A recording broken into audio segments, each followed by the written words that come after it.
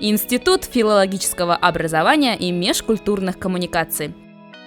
Основными направлениями подготовки являются педагогическое образование и лингвистика. Институт осуществляет подготовку бакалавров и на базе среднего профессионального образования, заочной формы обучения по направлению педагогическое образование. Успешно функционирует подготовительное отделение по русскому языку как иностранному. Высококвалифицированный педагогический состав ИФОМК использует инновационные технологии в обучении. Занятия построены с учетом основных потребностей обучающихся и образовательных стандартов.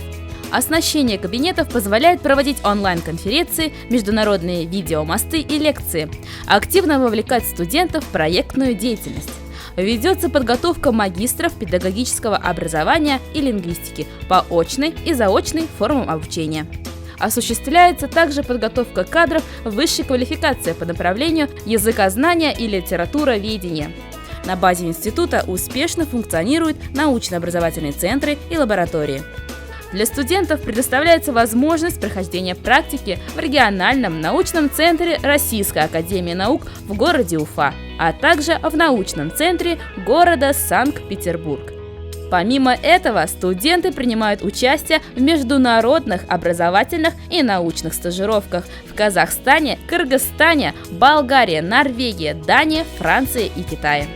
Я решила поступать в Институт филологического образования и межкультурных коммуникаций, потому что хотела получить сильную филологическую базу.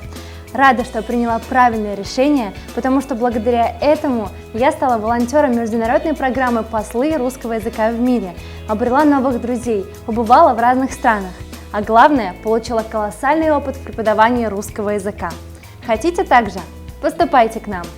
Ежегодно в институт поступают иностранные студенты из Казахстана, Туркменистана, Таджикистана, Узбекистана, Китая, Армении, Турции и Марокко. Стоит также отметить, что сам учебный процесс является увлекательным, что играет важную роль в формировании профессиональных компетенций для успешной карьеры.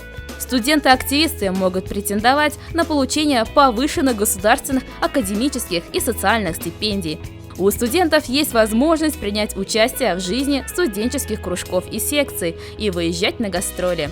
Помимо этого, институт организует свои мероприятия. Это литературные гостиные, творческие конкурсы, Международный день студентов, Международный день европейских языков, Международный форум «Корифеи», образовательные акции, дни франкофонии и научные конференции.